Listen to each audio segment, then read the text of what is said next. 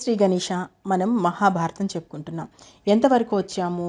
ఇప్పుడు అరణ్యవాసంలో భాగంగా పాండవులు చివరి సంవత్సరం చివరి నెల అంటే 12వ నెలలో ఉన్నారు. ఈ ప్రస్తుతం కామ్యకవనంలో ఉన్నారు కదా. కొన్ని రోజులు కామ్యకవనంలో ఉన్న తర్వాత వాళ్ళు దైత్యవనానికి బయలుదేరుతారు మళ్ళీ. ఎందుకంటే అక్కడ క్రూరమృగాలకు ఇచ్చినటువంటి మాట అంతటితో అయిపోతుంది కాబట్టి మళ్ళీ దైత్యవనానికి వస్తారు. ఈ రోజు ఎపిసోడ్లో మనం ఏం చూస్తామంటే పంచపాండవుల్లో మిగిలిన ధర్మరాజు తప్ప మిగిలిన నలుగురు ఎలా చనిపోయారు, ఆ చనిపోయిన నలుగురిని ధర్మరాజు ఎలా బతికించాడు, అసలు యక్ష ప్రశ్నలు అంటే ఏంటి, అవి ఎవరు వేశారు, ఎందుకు వేశారు, వాటి సమాధానాలు ఏంటి, ఈ రోజు ఎపిసోడ్లో చూద్దాం. వీళ్ళు దైత్యవనంలో ఉన్నారు కదా. ఒకరోజు అందరూ కూర్చొని మాట్లాడుకుంటూ ఉంటే ఒక బ్రాహ్మణుడు అక్కడికి వచ్చి, మహారాజా నా ఆర్ని ఒక జింక ఎత్తుకపోయింది, దాని 2 కొమ్మల మధ్యలో పెట్టుకొని వెళ్ళింది, దయచేసి మీరు ఆ జింక దగ్గర నుంచి నా ఆర్ని తెప్పించండి, అది లేకపోతే నేను బ్రతకలేను కదా అంటాడు.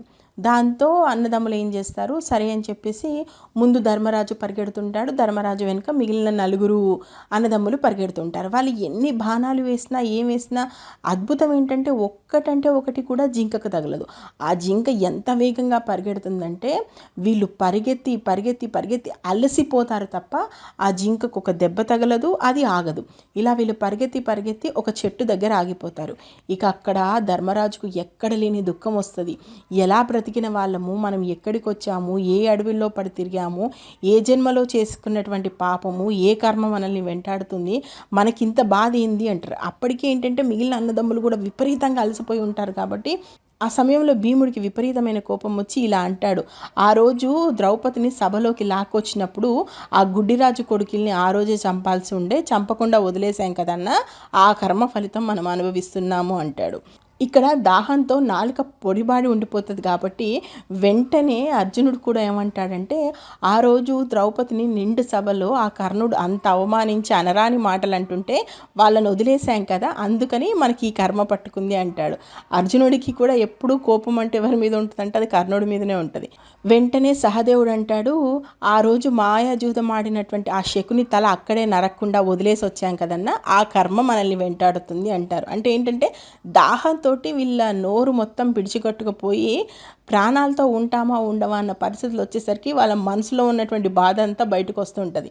నకులుడు మాత్రమే ఏమనకుండా అలాగే కూర్చుంటాడు. అప్పుడు ధర్మరాజు నకులుడు వైపు తిరిగి, తమ్ముడు ఇక్కడ చెట్టు కనిపిస్తుంది కదా, ఒక్కసారి చెట్టు ఎక్కు, ఈ దరిదాపుల్లో ఎక్కడన్నా చెరువు ఉందో చూడు, ముందు మనం నీళ్లు తాగుదాం, ఇంకాసేపు నీళ్లు తాగకుండా ఉన్నామంటే మనం బ్రతకడం కష్టము, ముందు నీళ్లు తాగుదాము, ముందు చెట్టెక్కి చూడు అన్నప్పుడు నకులుడు చెట్టెక్కి చూస్తే అక్కడ ఒక అద్భుతమైన చెరువు కనిపిస్తుంది. అన్న ఇక్కడ దగ్గరలోనే చెరువు ఉంది అంటే, సరే అప్పుడు నకులుని అంటాడు, నువ్వు వెళ్ళి నువ్వు నీళ్లు తాగు, తర్వాత మా అందరికి కూడా నీళ్లు తీసుకురా, కదిలే పరిస్థితుల్లో ఎవరము లేము కదా అంటే, సరే అని చెప్పేసి నకులుడు వెళ్తాడు. వెళ్ళి ఆ చెరువును చూసి తెగ సంతోషపడతాడు. ఎందుకంటే నీళ్లు చక్కగా కొబ్బరి నీళ్ళ వల్ల ఉన్నాయి, విపరీతమైన దాహంతో ఉంటాడు కదా. వెంటనే చెరువులోకి వెళ్ళి నీళ్లు తాగబోతాడు. దీంతో అతనికి అశరీరవాణి వినిపిస్తుంది, ఈ చెరువు నాది, నా అనుమతి లేకుండా నువ్వు ఈ చెరువులో నీళ్లు తాగకూడదు అంటది. కానీ ఆ మాటలు నకులుడు పెద్దగా పట్టించుకోడు, నీళ్లు తాగేస్తాడు. వెంటనే గట్టు మీదకి వచ్చి చనిపోతాడు. దీంతో నకులుడు ఎంతకు రాకపోవడంతో ధర్మరాజు ఏం చేస్తాడు, సహదేవుని పంపిస్తాడు. సహదేవ నువ్వు వెళ్ళి చూసిరా అని. సహదేవుడు కూడా అలాగే వస్తాడు. పక్కనే ఉన్న నకులుని చూసి విపరీతంగా ఏడ్చేసి, ముందు గుక్కడి నీళ్లు తాగుదాము, నీళ్లు తాగకపోతే కళ్ళు తిరిగి పడిపోయే పరిస్థితిలో ఉన్నాం కాబట్టి నీళ్లు తాగడానికి చూస్తాడు. అప్పుడు ఆ శరీరవాణి పలుకుద్ది, ఇది నా చెరువు, ఈ చెరువులో నీళ్లు నా అనుమతి లేకుండా తాగకూడదు అని. సహదేవుడు కూడా పెద్దగా పట్టించుకోడు, నీళ్లు తాగుతాడు. చెరువు గట్టు మీదకి వచ్చి చచ్చి పడిపోతాడు. తర్వాత ఇంకాసేపటికి ఇద్దరు రాకపోవడంతో అర్జునుని పంపుతాడు ధర్మరాజు. అర్జునుడు వస్తాడు, ఇద్దరు పడిపోవడం ఉండదు చూసి విపరీతంగా ఏడ్చేస్తాడు, అయ్యో తమ్ముళ్ళారా మీకేమైంది అని చెప్పేసి. అలా ఏడ్చిన తర్వాత మళ్ళీ ముందైతే కొన్ని నీళ్లు తాగుదాము, ఆ తర్వాత అసలు ఏం జరిగిందో తెలుసుకుందాం అని చెప్పేసి చెరువులోకి వెళ్ళి గుక్కడి నీళ్ళు తాగేలోపు అశరీరవాణి వినిపిస్తుంది, ఇది నా చెరువు, ఇక్కడ నీళ్లు తాగకూడదు నా అనుమతి లేకుండా అని. అప్పుడు అర్జునుడు ఏం చేస్తాడు, ఎటువైపు అయితే శబ్దం వినిపిస్తుందో అటువైపు శబ్దభేతి మంత్రించి ఆ బాణాన్ని వదులుతాడు. ఎన్ని బాణాలు వదిలినా కూడా శబ్దం వినిపిస్తూనే ఉంటుంది. బాణాలు వదిలి వదిలి అలసిపోతాడు, ఎందుకంటే అప్పటికే అలసిపోయి ఉన్నాడు, నీళ్లు తాగకపోతే చచ్చిపోయే పరిస్థితిలో ఉన్నాడు కాబట్టి వెంటనే వెళ్ళి గుక్కడు నీళ్లు తాగుతాడు. అర్జునుడు అలాగే గట్టు మీదకి వస్తాడు, చనిపోతాడు. ఇక ఈ తర్వాత మళ్ళీ భీముని పంపిస్తాడు. భీముడు వస్తాడు, ముగ్గురిని చూస్తాడు, విపరీతంగా ఏడుస్తాడు. కానీ ఆ దాహాన్ని తట్టుకోలేక గుక్కడి నీళ్ళు తాగాలని చూస్తాడు. భీముడు కూడా అలాగే చనిపోతాడు. ఇంకా చివరికి ధర్మరాజు వస్తాడు. ధర్మరాజు వచ్చి వీళ్ళని చూసి విపరీతంగా ఏడ్చేస్తాడు. అసలు మీరు లేకుండా నేను ప్రాణాలతో ఎలా వెళ్తాను? అసలు నేను వెళ్ళి మాత్రం కుంతీదేవికి ఏమని సమాధానం చెప్తాను? అక్కడ ఉన్నటువంటి భీష్ముడికి ఏం సమాధానం చెప్తాను? ద్రోణుడికి, కృపాచార్యుడికి అసలు వాళ్ళు అడిగే ప్రశ్నలకు నా దగ్గర సమాధానం ఉందా? ఇంతటి దుర్యోధనుడి కుట్రల నుంచి బయటపడ్డాం, అంతటి శకుని కుట్రల నుంచి బయటపడ్డాం, అంతటి కఠోరమైన కర్ణుడి మాటల నుంచి బయటపడ్డాము. ఇన్ని చేసి ఏం లాభం? చివరికి ఇలాంటి చావు మనకు వచ్చిందా నా తమ్ముళ్ళకని చెప్పేసి విపరీతంగా ఏడ్స్తాడు. కానీ అతనికి కూడా దాహం విపరీతంగా వేస్తుండడంతో చెరువులోకి దిగి నీళ్లు తాగబోతాడు. ఇంతలో మళ్ళీ అశ్రీరవాణి వినిపిస్తుంది. ఇది నా చెరువు, నా అనుమతి లేకుండా నీళ్లు తాగకూడదు అని. వెంటనే ఆ తమ్ములు చేసిన తప్పు ధర్మరాజు చేయడు. ఆ నీళ్లు వదిలేసి, అయ్యా నువ్వెవరు, దయచేసి నా కళ్ళ ముందుకు రా, ఎక్కడో ఉండి మాట్లాడితే నాకు ఎలా అర్థమవుతుంది అంటే, ఒక కొంగ అతని కళ్ళ ముందుకు వచ్చి, ఇది నా చెరువు, నేను వద్దంటుంటే నీ తమ్ముళ్ళు నీళ్లు తాగారు, అందుకే అలా అయిపోయారు అని చెప్పేసి కొంగ అంటది. దాంతో ధర్మరాజు అంటాడు, నువ్వు కొంగవేంటి? నా తమ్ముళ్ళు దేవతలను కూడా ఎదిరించే శక్తివంతులు, అలాంటి వాళ్ళు చచ్చిపడిపోయి ఉన్నారు అంటే నువ్వు ఖచ్చితంగా కొంగవైతే కాదు, నువ్వెవరివి, దయచేసి నీ అసలు రూపంలోకి రా అన్నప్పుడు అతడు గట్టి గట్టిగా అరుస్తూ అసలు రూపంలోకి వచ్చి ఇలా మాట్లాడతాడు. నువ్వన్నది నిజమే ధర్మరాజా, నేను కొంగని కాదు, నేను యక్షుణ్ణి. నా మాయ వల్లే మీ తమ్ముళ్ళందరూ ఇలా అయిపోయారు అని చెప్పేసి వస్తాడు. అతడు ఎలా ఉంటాడంటే పెద్ద తాటి చెత్త అంత పొడవు ఉంటాడు. పొడవాటి కొంగ మెడ ఉంటుంది. పెద్ద పెద్ద దంతాలు, తాటికాయలంతా మిడిగుడ్లు వేసుకొని ఘోరంగా ఇలా బుస కొడుతున్నట్టుగా ఉంటాడు. ఆ యక్షుడు ఇలా అంటాడు ధర్మరాజుతో, నువ్వు బుద్ధిమంతుల్లా ఉన్నావు, నీ తమ్ముళ్ళ వాళ్ళే లేవు, నువ్వు నా ప్రశ్నలకు సమాధానం ఇవ్వు, నా ప్రశ్నలకు సమాధానం ఇస్తే నీ తమ్ముళ్ళను వదిలేస్తాను అంటాడు. ఇప్పుడు నేను యక్ష ప్రశ్నలు ఒక్కొక్కటిగా చదువుతాను, చూడండి. ముందు యక్షుడు ప్రశ్న ఉంటుంది, తర్వాత ధర్మరాజు సమాధానం ఉంటుంది. యక్షుడు ప్రశ్న: సూర్యుణ్ణి ఏది ఉదయింపచేస్తుంది? బ్రహ్మం. సూర్యుడికి రెండు పక్కల ఎవరు తిరుగుతున్నారు? దేవతలు. సూర్యుణ్ణి ఏది అస్తమింపజేస్తుంది? ధర్మం. మనిషి దేనివల్ల శ్రోత్రియుడవుతాడు? శృతి వల్ల, అంటే వేదం వల్ల. దేనివల్ల మహత్వం పొందుతారు? తపస్సు వల్ల. దేనివల్ల మనిషి సహాయవంతుడవుతాడు? ధైర్యం వల్ల. దేనివల్ల మనిషి బుద్ధిమంతుడవుతాడు? వృద్ధుల్ని సేవించడం వల్ల.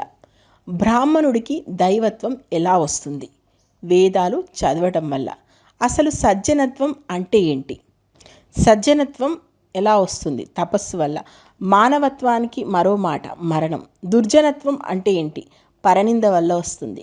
క్షత్రియుడికి దైవత్వం ఎలా వస్తుంది? అస్త్రవిద్య వల్ల. సజ్జనత్వం ఎలా వస్తుంది? యజ్ఞం వల్ల. మానవత్వం ఎలా వస్తుంది? పిరికితనం పోవడం వల్ల. దుర్జనత్వం ఎలా వస్తుంది? శరణన్న వాళ్ళని రక్షించడం వల్ల. యజ్ఞి అయిన సామమేది? ప్రాణం.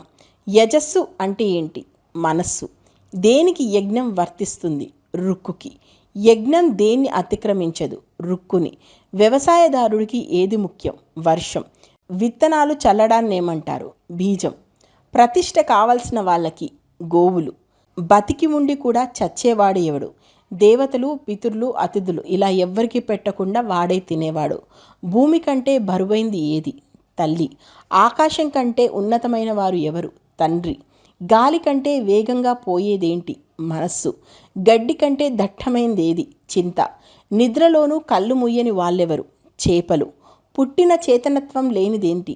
గుడ్డు. రూపం ఉండి హృదయం లేనిదేది? రాయి. వేగం వల్ల పెరిగేదేది? ఏరు. పొన్నాళ్ళ స్నేహితుడెవరు? విద్య.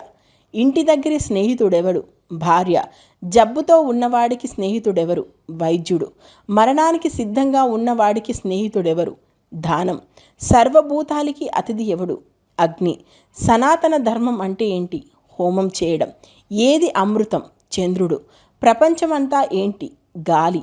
ఎప్పుడూ ఒంటరిగా తిరిగేవాడెవడు? సూర్యుడు. మళ్ళీ మళ్ళీ పుట్టేవాడెవడు? చంద్రుడు. చలికి ఏది ముందు? అగ్గి.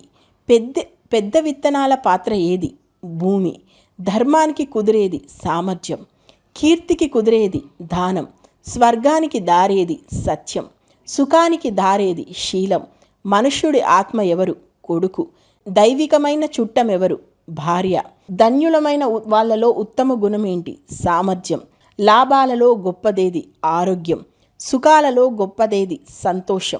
ధర్మాలలో గొప్పదేది? అహింస. ఎప్పుడూ ఫలించేదేది? యోగం. దేన్ని నిగ్రహిస్తే సంతోషం సిద్ధిస్తుంది? మనస్సుని. ఎవళ్ళతో సంధించుకుంటే చెడకుండా ఉంటారు? మంచి వాళ్ళతో. ఏది విడిచిపెడితే మనిషి ప్రియమైన వాడవుతాడు? క్రోధం. ఏది మానుకుంటే ధనవంతుడవుతాడు? కామం. దేనికి దూరంగా ఉంటే సుఖపడతాడు? లోభానికి.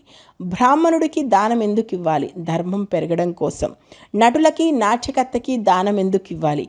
దేశ దేశాల్లో కీర్తి చాటుతారు గనక. సేవకులకు ఎందుకు ఇవ్వాలి? యుద్ధాల్లో ప్రాణాలు ఇస్తారు కనుక. రాజుకి ఎందుకు ఇవ్వాలి? భయం రాకుండా చూస్తాడు గనక. లోకాన్ని కప్పి ఉన్నదేది? అజ్ఞానం. మనిషి స్నేహితుణ్ణి ఎందుకు వదిలేస్తాడు? లోభం వల్ల. స్వర్గానికి ఎందుకు వెళ్ళడు? ఆసక్తులు వదులుకోలేక. ఎవడు చచ్చిన వాడితో సమానం? దరిద్రుడు. చచ్చిన రాజ్యమేది? రాజులేని రాజ్యం. చచ్చిన శ్రద్ధమంటే ఏది? శ్రోతి అయి బ్రాహ్మణుడు లేనివాడు. చచ్చిన యజ్ఞం అంటే ఏది? దక్షిణ లేని యజ్ఞం. లోకానికి ఏమిటి ఆధారం? సత్పురుషులు. నీటికి ఏది ఆధారం? ఆకాశం. అన్నానికి ఏది ఆధారం? ఆవు. ఏది విషం? బ్రాహ్మణుడికి ఇవ్వని దానం. తద్దినానికి ఏది తగిన కాలం? మంచి బ్రాహ్మణుడు రావడం. తపస్సు అంటే ఏంటి? తన కులధర్మం ఆచరించడం. దానం అంటే ఏంటి? మనస్సు అరికట్టడం. క్షమ అంటే ద్వంద్వ దుఃఖాలు సహించడం. సిగ్గంటే చెయ్యరాని పనులంటూ జడవడం. జ్ఞానం అంటే బ్రహ్మం గుర్తించడం. శమం అంటే ఏంటి? మనస్సు ఉపశమించి చేయడం. దయ అంటే ఏంటి? యావన్మంది ప్రాణాల సుఖం కోరుకోవడం. అర్థం అంటే ఏంటి? అన్నిటి మీద సమభావం కలిగి ఉండడం. గెలవరాని శ్రోత ఏది? క్రోధం. నశించని రోగమేది? లోభం. ఎవడు సాధువు? సర్వభూతాలకి హితవుగా ప్రవర్తించేవాడు. అసాధాడురెవడు? దయలేనివాడు. మోహం అంటే ఏంటి? మూఢత్వం. మానవం అంటే ఏంటి? ఆత్మాభిమానం. సోమరితనం అంటే ఏంటి? ధర్మం చెయ్యకుండా ఉండడం. శోకం అంటే ఏంటి? అజ్ఞానం. స్థైర్యం అంటే ఏంటి? తన కులధర్మం మీద స్థిరబుద్ధితో ఉండడం. ధైర్యం అంటే ఏంటి? ఇంద్రియ నిగ్రహం. స్నానం అంటే ఏంటి? మనోమాలిన్యం వదిలి ఉండడం. దానం అంటే ఏంటి? సమస్త ప్రాణులని రక్షించడం. యక్షుడి ఇంకా ఇలా అడుగుతుంటాడు. ఎవడు పండితుడు? ధర్మం తెలిసినవాడు. ఎవడు నాస్తికుడు? మూర్ఖుడు. ఎవడు మూర్ఖుడు? నాస్తికుడు. ఏది కామం? సంసారహితువై ఉండడం. మచ్చరం అంటే ఏంటి? హృదయతాపం. అహంకారం అంటే ఏంటి? అజ్ఞానం. దంభం అంటే ఏంటి? తన గొప్ప తాను చెప్పుకోవడం. కొంటెతనం అంటే ఏంటి? ఇతరులను దూషించడం. దైవం అంటే ఏంటి? పూర్వజన్మలో చేసిన దానఫలం. పరస్పర విరుద్ధములు నిత్య విరుద్ధములు అయిన ధర్మము, అర్థము, కామము ఈ మూడు ఎక్కడ కలుస్తాయి? ఒక్క భార్యలో మాత్రమే కలుస్తాయి. ఎవడు తరగని నరకం అనుభవిస్తాడు? ఆశ పెట్టి దానం ఇవ్వని వాడు. వేదాలు, ధర్మశాస్త్రాలు, దేవతలు, పితృదేవతలు, బ్రాహ్మణులు వీళ్ళను ద్వేషించేవాడు. ధనముండి కూడా సత్రదానం చెయ్యనివాడు తరగని నరకం అనుభవిస్తాడు. కులమా, ప్రవర్తన, వేదాలు చదవడమా, శాస్త్రజ్ఞానమా? ఏది బ్రాహ్మణత్వం? కులం కాదు, వేదాలు చదవడం కాదు, శాస్త్రజ్ఞానము కాదు, ప్రవర్తనే బ్రాహ్మణత్వం. మంచిగా మాట్లాడేవాడికి ఏమిటి దొరుకుతుంది? స్నేహితులు దొరుకుతారు. ఆలోచించి పనిచేసేవాడు ఏమవుతాడు? అందరిలోకి గొప్పవాడవుతాడు. అధిక స్నేహితులు ఉన్నవాడు సుఖపడతాడు. ధర్మం తప్పకుండా నడుచుకునేవాడు ఉత్తమ గతులు పొందుతాడు. ఎవరు సంతోషంగా ఉంటారు? రుణం లేనివాడు అంటే అప్పు లేనివాడు. ఏది ఆశ్చర్యం? ప్రాణులు ప్రతిరోజు చచ్చిపోతూ ఉండడం. అది చూస్తూ కూడా మనిషి స్థిరంగా ఉండడం. ఏది మార్గం? పెద్దలు నడిచేది. ఏది వార్త? భూమి పాత్ర, ఆకాశం మూత, పగలు రాత్రి కట్టెలు, సూర్యుడు అగ్ని, మాసాలు ఋతువులు, తెడ్లు, వీటితో కాలమే ప్రాణకోటిని పండిస్తూ ఉంటుంది. ఇదే నిజమైన వార్త. పురుషుడు అంటే ఎవరు? భూమి ఆకాశం అంతటా ఎవడి కీర్తి నిండు ఉంటుందో వాడే పురుషుడు. లోకంలో అందరిని మించిన ధనవంతుడెవడు? ప్రియము అప్రియము, సుఖము దుఃఖము, గతము అగతము ఇవన్నీ ఒక్కలాగే చూసేవాడు. యక్షుడు అడిగిన ప్రశ్నలన్నిటికీ కూడా సరైన సమాధానాలు చెప్పేస్తాడు. ధర్మరాజు, నా ప్రశ్నలన్నిటికీ అద్భుతమైన జవాబులు చెప్పావు, కాబట్టి నీ తమ్ముళ్ళలో ఒక్కరిని మాత్రం నేను బతికిస్తాను. ఈ నలుగుళ్ళలో నీకెవరు కావాలో నువ్వే తేల్చుకో అంటాడు. ధర్మరాజు కాసేపు ఆలోచించి, అయితే నాకు నకులుని బతికించి ఇవ్వండి అంటాడు.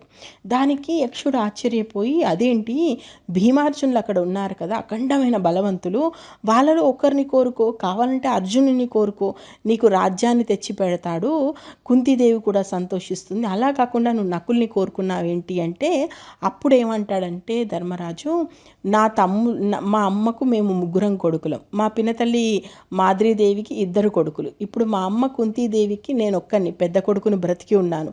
అదేవిధంగా మా పినతల్లి అయినటువంటి మాద్రి కొడుకులైన నకల సహదేవుల్లో ఎవరో ఒకరు బ్రతకడం న్యాయం.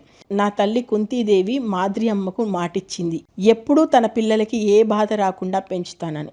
కాబట్టి ధర్మం ప్రకారము మా అమ్మకు నేనున్నాను, నా పినతల్లి కూడా ఒకరు ఉండాలి, కాబట్టి నకులుని బ్రతికించు అంటాడు. అది విని యక్షుడు ఆశ్చర్యపోయి ఒక్కసారిగా గట్టిగా పకపక నవ్వేసి తన అసలు రూపంలోకి వస్తాడు. తానెవరో కాదు, ధర్మదేవత. యక్షుని రూపంలో వచ్చింది సాక్షాత్తు ధర్మదేవుడే. ధర్మమే ఆ రూపంలో వస్తుంది. నేను నిన్ను పరీక్షించడానికే ఈ రూపంలో వచ్చాను. ఇలాంటి పరిస్థితుల్లో కూడా నువ్వు ధర్మం తప్పకుండా ఉన్నావు. ఇంతకంటే గొప్పదేముంది? నీకే నేను వరమిస్తున్నాను చూడు. ఇక ఇప్పటితోటి ఈ మాసంతో మీ అరణ్యవాసం పూర్తయిపోయింది. ఇంకా మీరు అజ్ఞాతవాసంలో ఉండాలి. మీరు అజ్ఞాతవాసంలో ఏ ఏ రూపాల్లో ఉండాలో ఇంతకుముందే శ్రీకృష్ణుడు చెప్పాడు. మీరు ఆ వేషాలలో పట్టుబడకుండా ఉండేలాగా నేను వరమిస్తున్నాను. ఎంతటి వారైనా సరే మిమ్మల్ని గుర్తుపట్టలేరు. మీ అజ్ఞాతవాసం ముగిసే వరకు మీరెవరున్నారో ఎవ్వరికీ తెలియకుండా నేను వరమిస్తున్నాను అంటాడు. ఇంతలో మళ్ళీ ధర్మరాజు అడుగుతాడు, అక్కడ బ్రాహ్మణుడు ఎదురు చూస్తున్నాడు అతని ఆరని కోసము.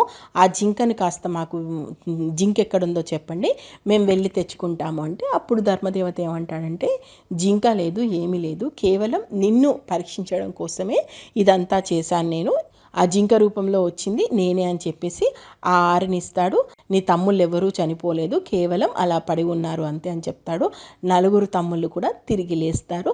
వాళ్ళందరూ కూడా సంతోషిస్తారు, యక్షుడికి నమస్కారం పెడతారు. ఆ తర్వాత ధర్మరాజుని యక్షుడు ఇలా అడుగుతాడు, అంటే ధర్మదేవత ఇలా అడుగుతుంది, నీకు ఇంకేమైనా వరం కావాలా కోరుకో అన్నప్పుడు అప్పుడు ధర్మరాజు ఏమంటాడంటే, ఈ కామ మోహం ఏవైతే ఉన్నాయో అరిషడ్ వర్గాలు అవేవి కూడా నా దగ్గరికి రాకూడదు, నేను ఎప్పుడు కూడా ధర్మం వైపు ఉండాలి, అలా ఉండేలా ఆశీర్వదించు అంటాడు.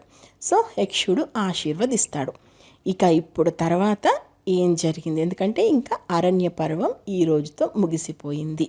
సో ఇక అజ్ఞాతవాసానికి సంబంధించి ఏం జరగబోతుంది, వాళ్ళు ఎలా వెళ్తారు ఏంటి అనేది మనం నెక్స్ట్ ఎపిసోడ్లో చూద్దాం. నేను మహాభారతం ఉన్నది ఉన్నట్టు చెప్తున్నాను, మీకు నచ్చితే ఆశీర్వదించండి. ఇప్పటి వరకు మహాభారతంలో ఏం జరిగిందో ఈ స్టోరీ వరకు తెలుసుకోవాలనుకుంటే మన ఛానల్లోకి వెళ్ళండి, ప్లేలిస్ట్లో మహాభారతం ప్లేలిస్ట్ ఉంది, మీరు చూడొచ్చు. Thank you. జై హింద్.